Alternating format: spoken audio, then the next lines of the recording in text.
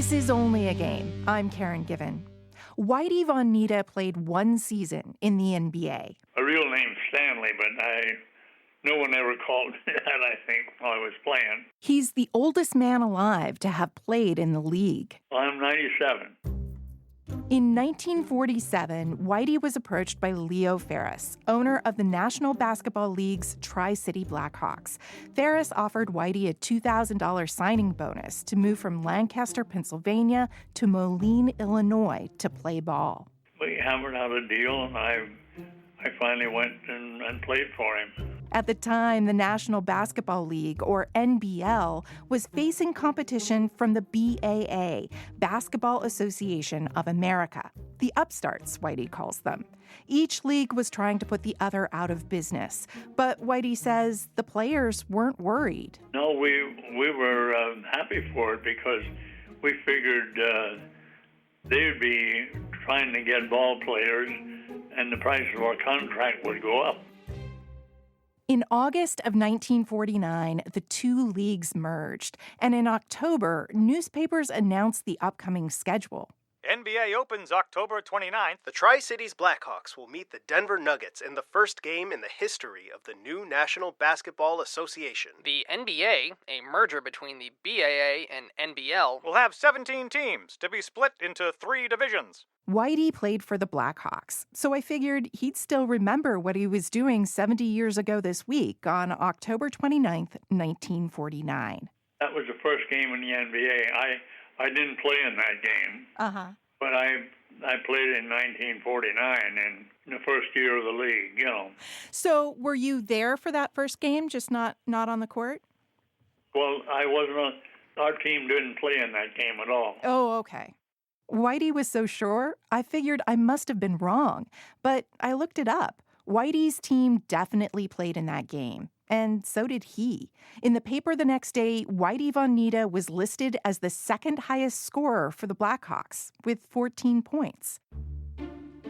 Maybe Whitey just forgot. He is more than twice my age, and I can't remember what I was doing last Tuesday.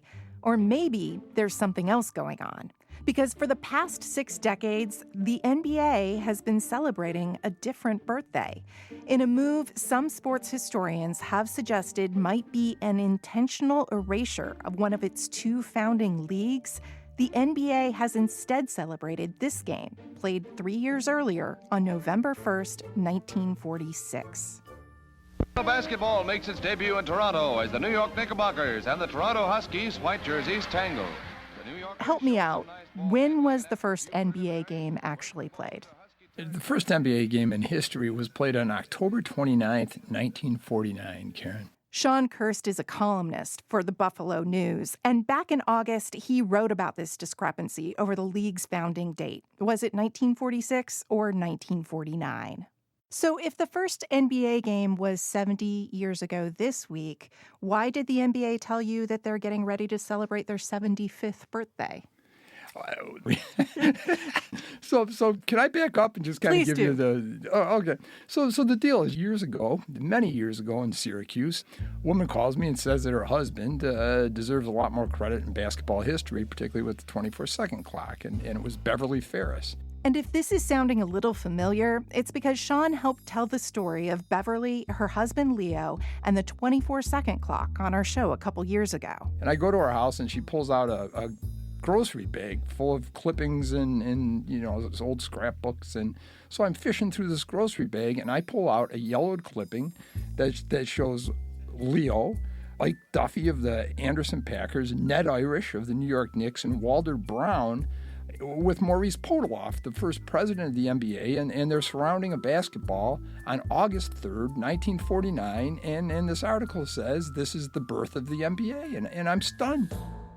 Now, just to be clear, Sean wasn't stunned because of that date, August 3rd, 1949. He was stunned because Leo Ferris, husband of Beverly, who by that time was unable to speak and dying of Huntington's disease, was at the center of the photo. I mean, Leo's there. He's in the middle and helping to put together this new league. And it turns out that he played kind of the Al Davis role. He was the guy who went out and signed players out from underneath the BAA. And then, I start writing about that. A couple years ago, Sean started writing for the Buffalo News, and he figured the 70th anniversary of the day that photo was taken would be a good time to introduce his new readers to Leo Ferris, who founded the Buffalo Bisons, the team that later became the Tri-Cities Blackhawks and eventually the Atlanta Hawks. And so I contact the NBA and I say, what are you doing for your 70th anniversary? I'm totally naive. And I'm initially met by silence, and then I get an email back that says, well, our 75th anniversary is in 2021. So I do some math, and it doesn't compute. It's like, no, it's not, and it's utterly nonsensical. It makes no sense, and so that leads into all of this. All right. So according to the NBA, the first game was on November 1st, 1946. What did actually happen that day? Well, that was the beginning of the Basketball Association of America. The New Yorkers show some nice ball handling, and after a few preliminaries, they score a clean first basket. Unlike the game Whitey Von Nita played in, this first basket has been celebrated. They even made a documentary about it. Ozzie Sheckman received the pass from Leo Gottlieb. And Leo Gottlieb said if he had known that this was that important, he wouldn't have made the pass, but he would have made the shot for himself. But if we're going to be completely accurate, Ozzie Sheckman didn't make the first basket in the NBA. He made the first basket in the BAA. The BAA, it's a bunch of rich guys in big cities who start a league in 1946, but there's already a professional league called the National Basketball League. So the BAA sets out to sort of become basketball's major league, but they've got this problem of this other league that's got better players. So the NBL, the older small city league, had better players. The BAA, the upstart big city league, had bigger venues and richer owners. These two leagues go to war, and the BAA's got more money. But it's a war of attrition, and no one's doing that well. In 1947, the BAA used that extra cash to lure 4 teams away from the NBL. So 2 of the teams that jump are Minneapolis and Rochester, who will become the dominant teams in basketball's early history. So at that point, the NBL appears to be staggered, but Leo Ferris, who has founded this team in Buffalo and then moved it to Moline, goes out basically to wreak vengeance and to try and force a merger. And so in 1948, he signs Dolph Schayes, which is a sort of a Teaneck signing, and he signs him out from underneath the Knicks. And Dolph is a huge star. And then a year later, Leo goes out and just signs the starting 5 from Kentucky and gives them a team in Indianapolis. When Sean says Leo gives Kentucky's starting 5 a team, he means that literally. The players got ownership, and that was a huge threat to those rich owners in the BAA. And so the BAA is a little shaken by this, and Maurice Podoloff finally says, okay, we're going to sit down and put an end to this. So they finally come to the table, and in 1949, they merge, and they create the National Basketball Association. And I defy you to go, if you go into old clips, to find a clipping from that period that does not say that it was a merger that created a new basketball league. I think it's the Syracuse newspaper has a headline that says, NBL and BAA merged to create National Basketball Association. That's Curtis Harris. He's a doctoral student in history at American University, and he runs the website and Twitter account Pro Hoops History. Newspaper articles, journalists, basketball folks at that period are saying, this is a brand new league. It's starting at this moment with the combination of 2 previous leagues. And Curtis says that's how everyone talked about the NBA, as a brand new league, all during that first season and on through the 1950s. But in the 1960s, the narrative changed. I would say, unfortunately, as time has gone on, the people associated with the NBL, that half of the NBA's parentage, they slowly lost, their power to help keep alive and tell these stories.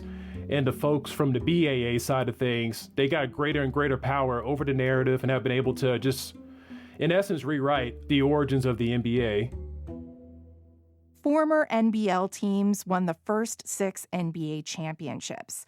But while those small city NBL teams were dominating on the court, Sean Kirst says big city BAA owners were dominating in the boardroom. The BAA had a little bit more in the way of financial resources. They had an office in the Empire State Building.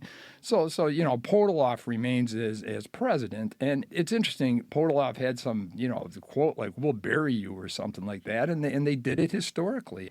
The real crime of this, the real shame of it, is that it's a 70-year-old grudge that's still being played out. So what's the big deal? Why does it matter whether the league was founded in 1949 or 1946? Whether it was a merger or, as the NBA now claims, merely a name change? Gosh, where do you start? It's Again, Curtis Harris. Well, for starters, if they wanted to incorporate both of those two leagues into their history, the NBL was founded officially in 1937. So if the NBA recognized the NBL, it'd add about, 12 years to its history. As Curtis and Sean both argue, by ignoring those 12 years, by rewriting history, the NBA is allowing people who were important to the early days of the game to be forgotten. People like Leo Ferris and Pop Gates, the African-American player Leo signed to play for the Tri-Cities Blackhawks in 1946, 6 months before Jackie Robinson integrated Major League Baseball. Or the 6 black players for the Chicago Studebakers, one of 2 majority black teams that started the NBL season in 1942. And that's absolutely something that would not occur in the NBA until the mid and late 1960s, where you had a majority black team. If the NBA incorporated the NBL, you'd get this great racial history, these great histories of these smaller towns that incubated basketball and made possible what happened in the NBA. Just many great players that have kind of gotten forgotten and don't even get into the Basketball Hall of Fame anymore because the NBA doesn't recognize the NBL. When Sean Kirst sat down to write that column about Leo Ferris, the Buffalo Bisons, and the NBA's 70th birthday, he thought maybe he could get the attention of the Basketball Hall of Fame to remind them again about Leo. But I called them and said, "When was the NBA born?" And they just didn't comment. Karen, I'm not kidding you. I couldn't get a comment out of the Hall of Fame about this. So if the Hall of Fame is not acknowledging that the NBA was created on August 3rd, 1949, then what does that mean for the people who took part in that creation? Well, it means that they didn't do it, right? And that's just bizarre, and it's a loss to me. Well, that sort of brings me to something that I wanted to talk to you about, which is that if the NBA were to acknowledge that it's been wrong on this birthday thing for a while, what happens to the NBA history that we know? I'm thinking of, we consider Ozzie Sheckman to be the first man to get a basket in the NBA. The NBA has this origin story with Jewish men at the center of it and a community that is proud of that history. How do we find a way to acknowledge what really happened, but also still acknowledge that history? It doesn't seem to me that it has to be an either-or thing. That I don't know if you just expand record books. I don't know how you do it.